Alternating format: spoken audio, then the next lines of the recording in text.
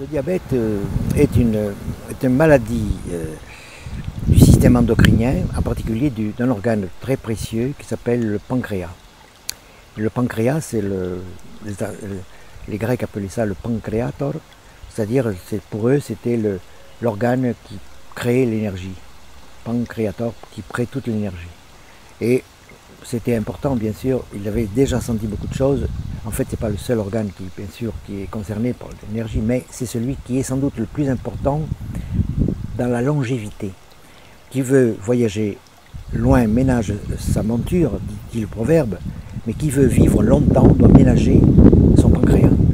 Car le pancréas est un organe très fragile, une importance considérable, et si on n'y prend pas garde, bien sûr, il peut avoir des problèmes. Alors il y a deux types de diabétiques. Le diabète dit maigre, qui est un diabète dû à une insuffisance d'insuline provoquée par une dégénérescence des îlots de Langerhans qui dans le pancréas fabriquent cette insuline. Et en revanche, ça se trouve très jeune, ça apparaît dans l'adolescence souvent de fois, et là malheureusement il faut le plus souvent, bien sûr, apporter un équilibre par une injection d'insuline qui vient suppléer pour permettre à la personne de vivre, suppléer le fonctionnement défectueux du pancréas. Bon, ça, malheureusement, pour l'instant, on ne sait pas trop s'en sortir de ce problème, mais je pense qu'on trouvera des solutions. En revanche, il y a un deuxième type de diabète qu'on appelle le diabète gras, le diabète de deuxième niveau, le deuxième type, qui lui pourrait être dans une très très large proportion évité. On le sait ça depuis au moins 60 ou 80 ans, puisque les Américains avaient déjà travaillé sur ce problème et avaient trouvé que en modifiant l'alimentation, déjà dans les années 1930, ce que je vous dis, ils avaient trouvé qu'il y avait une amélioration considérable pour réduire le problème d'excès de glucides dans le sang. Et donc, déjà, et puis on s'est tombé à l'eau, il y a eu la guerre ensuite, donc on a cherché d'autres médicaments ou des produits, etc., pour améliorer la situation. On a trouvé des hypoglycémiants, mais en réalité, ce n'est pas tout à fait ça le problème. Il faut essayer de comprendre comment fonctionne le pancréas. Le pancréas, il fonctionne comme un régulateur de la glycémie. C'est-à-dire que quand il y a trop de sucre dans le sang, comme le sucre est nécessaire, mais il est toxique pour le cerveau en particulier, comme on le dit dans la maladie d'Alzheimer, entre autres, mais pour tous les organes des yeux en particulier, peuvent amener la cécité, l'excès de sucre. Les gens ne se rendent pas compte de ce problème dangereux qu'est le sucre. Eh bien, s'il y a trop de sucre, l'organisme réagit en essayant de neutraliser. Et il apporte de l'insuline qui va avoir pour fonction de supprimer une partie du sucre dans le sang pour ne pas perturber le fonctionnement cérébral. L'organisme est intelligent. Et ensuite, il va le mettre sous forme de graisse ou sous forme de sucre qu'il va mettre au niveau du foie ou dans un organe déterminé. Bon.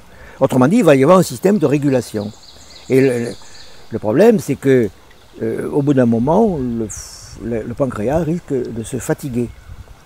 Et on s'est rendu compte que beaucoup de personnes avaient en fait un pancréas qui fonctionnait à peu près normalement, et pourtant, il n'y avait pas d'assimilation du sucre suffisante au niveau des cellules.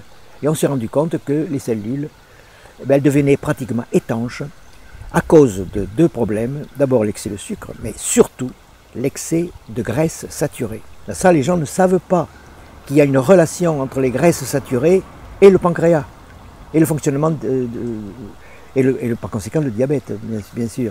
On pense qu'il n'y a que le sucre. Non, oui, il y a le sucre d'abord qui est le premier responsable, mais le deuxième, ce sont les graisses saturées, car l'organisme, il a besoin, pour garder les parois des cellules, de tout l'organisme, des milliards de cellules qui nous composent, pour que ça puisse fonctionner normalement, qu'il y ait cette espèce de respiration, le sang qui circule, qui vient nourrir les cellules, qui vient prélever les déchets et apporter donc les nutriments importants, eh bien, il va y avoir toujours cet échange. Et pour que cet échange ait lieu, il faut que les parois des cellules soient souples et puissent permettre justement cet échange. Si elles deviennent rigides, si elles deviennent colmatées, si elles deviennent, il n'y a plus rien qui passe, et à ce moment-là, bien sûr, la régulation ne peut plus s'effectuer. Et qu'est-ce qui rend les cellules rigides? Eh bien, c'est les acides gras saturés, qu'on trouve dans la charcuterie, qu'on trouve dans la plupart des viandes qui sont des viandes animales de type viande rouge. Et en revanche, qu'est-ce qui rend les cellules, les membranes cellulaires souples et par conséquent favorables à la respiration cellulaire et à l'échange? Ce sont les graisses polyinsaturées chargées en oméga 3. C'est-à-dire des graisses qui viennent des végétaux, et qui viennent, l'huile d'olive dans la première, mais ce n'est pas la seule, ce n'est pas même la meilleure. C'est la meilleure sur le plan général, parce qu'elle a un peu tous les acides gras, mais de temps en temps, il faut apporter en supplément des acides gras insaturés, genre oméga 3, comme par exemple la cameline, l'huile de cameline, l'huile de chanvre ou l'huile de lin. Toutes ces huiles sont très chargées en acides et sont par conséquent fondamentales. Donc quelqu'un qui veut éviter la maladie du diabète, il doit réduire et supprimer même pratiquement à partir d'un certain âge tous les desserts, réduire le plus possible le pain aussi, réduire, je n'ai pas dit supprimer, réduire les pâtes, prendre une quantité raisonnable, parce que les pâtes sont intéressantes. Quand on veut monter le Tourmalet, comme le font les champions cyclistes, ils prennent une grande quantité de féculents et par conséquent de pâtes alimentaires le soir, la veille, pour pouvoir avoir de l'énergie disponible le lendemain. Mais celui qui prend sans cesse des plats de pâtes, de spaghettis, etc., tous les jours, midi et soir, quelquefois, et les pommes de terre, etc., il prend trop de glucides. Beaucoup trop de glucides. Et si bien que, il va fragiliser son système digestif, et en particulier son pancréas, qui lui est obligé de réguler la glycémie, parce que l'excès de pâtes va se transformer en sucre, évidemment, puisque ça fait partie de la même famille. Alors, pour vous dire qu'il n'y a pas le feu, que toute personne qui a un diabète, un début du diabète, peut, à condition de lire les articles que j'ai écrits sur le sujet, et je ne suis pas le seul, il y en a d'autres, trouver des solutions semblables à celles dont je viens de vous parler, et ensuite il y aura, bien sûr, des plantes qui seront disponibles, qui seront disposées pour favoriser justement une régulation, pour aider le pancréas, autrement dit. Hein, comme par exemple la sauge, ou bien le figuier, la feuille de figuier, ou la feuille de romarin, qui peut être tout à fait intéressante aussi. Donc, et puis d'autres plantes comme ça qui peuvent tout à fait être utiles pour pouvoir permettre justement de réguler, d'aider l'organisme. En fait, il n'y a jamais de problème sans solution. Toutes les solutions existent dans la nature, simplement qu'on ne le sait pas. Alors, quand on ne le sait pas, la première chose qu'on doit faire, c'est apprendre. Il ne faut jamais se limiter, il ne faut jamais se désespérer, il ne faut jamais rechercher une solution artificielle pour résoudre un problème naturel. Ça, c'est le grand message que je voudrais faire passer aujourd'hui.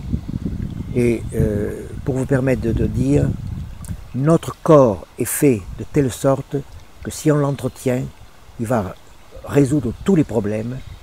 Et si un problème apparaît, c'est qu'il y a eu un dysfonctionnement, il y a eu une erreur quelque part, et par conséquent, on doit réparer cette erreur pour pouvoir faire en sorte que le corps et l'organisme et le pancréas puissent durer le plus longtemps possible pour vous permettre de vivre votre existence longtemps, agréablement, et vous permettre aussi d'être le plus heureux et le plus utile. Voilà, je vous remercie beaucoup. Alors je précise que dans mon livre prochain, je parle, il y a 6, donc je parle, c'est les clés de la longévité active qui va paraître aux éditions d'Angle d'ici quelques mois. Et à la fin du livre, il y a 6 préventions actives pour pouvoir résoudre 6 problèmes de santé naturelle. Mais ce sont de la prévention active, c'est-à-dire il ne faut pas chercher des solutions artificielles, ce sont des solutions naturelles. Il n'y a que des solutions naturelles pour résoudre efficacement et d'une manière définitive les problèmes qui peuvent se produire sur le plan de la santé. Et la santé, c'est vraiment le bien le plus précieux. Donc, alors les 6 points que je fais dans mon livre, c'est les problèmes respiratoires, les problèmes circulatoires, les problèmes endocriniens, Donc je traite en particulier du diabète et de la prostate, et ensuite les problèmes osseux, les problèmes de la mémoire,